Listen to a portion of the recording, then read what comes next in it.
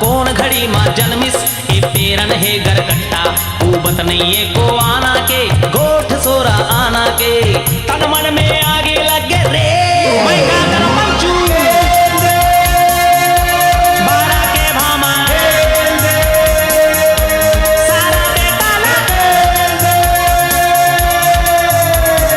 धनिया बोतिस रे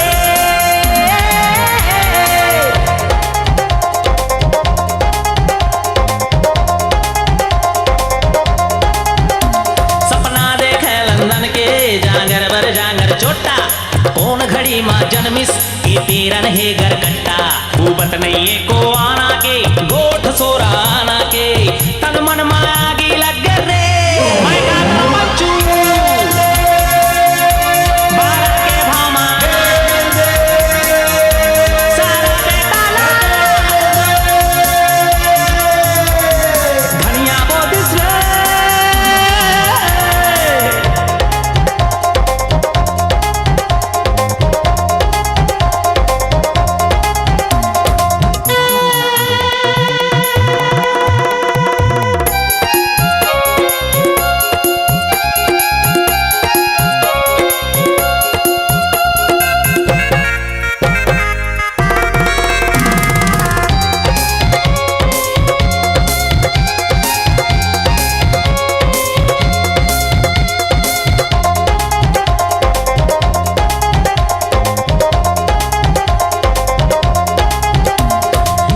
बड़े बड़े घर के बेटी मोर रूप माँ मरथे तीज तिहार के रोटी मीठा कले चूप भिजवाथे बड़े बड़े घर के बेटी मोर रूप माँ मरथे तीज तिहार के रोटी मीठा कले चूप भिजवाथे आजू बाजू रंग रंग के सुंदरी फिर साँच कहो दीवानी ओखर कर रउआ टुरी बेंदरी देखत माँ पागी छुट्टे रे मैं का कर पंचू बारा के भामा सारा बेटाला धनिया बोतिस रे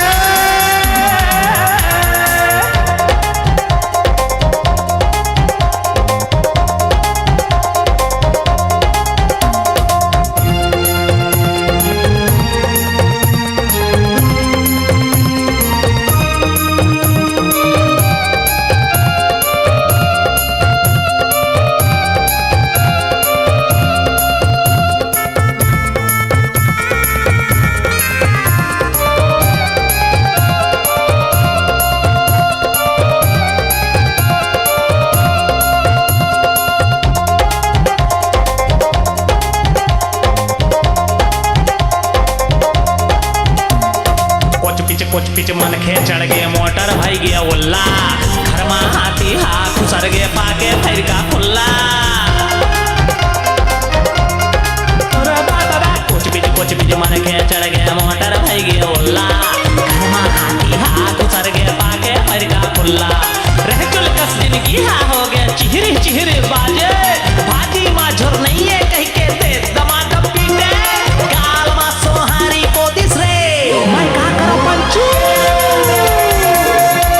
बारा के भामा सारा बेटाला धनिया बोतिस रे